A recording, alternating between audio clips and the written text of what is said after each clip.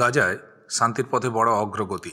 আমেরিকার president Donald ট্রাম্পের 20 দফা প্রস্তাব মেনে নিয়েছে ইসরায়েল এবং হামাস, তবে পুরোপুরি নয়। হামাসের দেওয়া বিবৃতিতে কিছু শর্তও জুড়ে দেওয়া হয়েছে। প্রশ্ন হচ্ছে, এই শর্তগুলি মেনে গাজায় স্থায়ী শান্তি প্রতিষ্ঠা আদৌ সম্ভব হবে কিনা।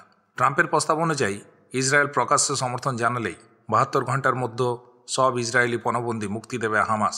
পরবর্তীতে মুক্তি পাবেন ইসরায়েলে যাবজ্জীবন দণ্ড ভোগ করা 250 জন প্যালেস্টাইনিপন্থী বন্দী এবং যুদ্ধ শুরুর পর আটক হওয়া গাজাবাসীরাও।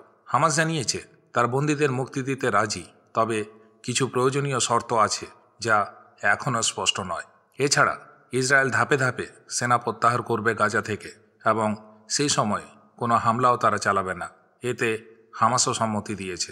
একই সঙ্গে গাজা পুনর্গঠনের পরিকল্পনা, যেমন রাস্তা নির্মাণ, হাসপাতাল, বেকারি ও ধ্বংসস্তূপ সরানোর কাজ, এসবকেও স্বাগত জানিয়েছে হামাস। তারা স্পষ্ট জানিয়েছে প্যালেস্টাইনিদের গাজা থেকে সরিয়ে দেওয়ার প্রস্তাব তারা একেবারেই মেনে নেবে না।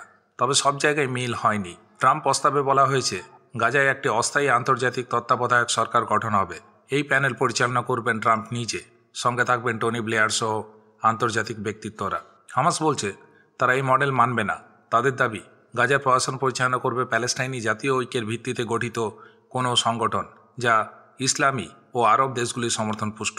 আরও একটি বিতর্কিত বিষয় হল গাজার অসামরিকীকরণ।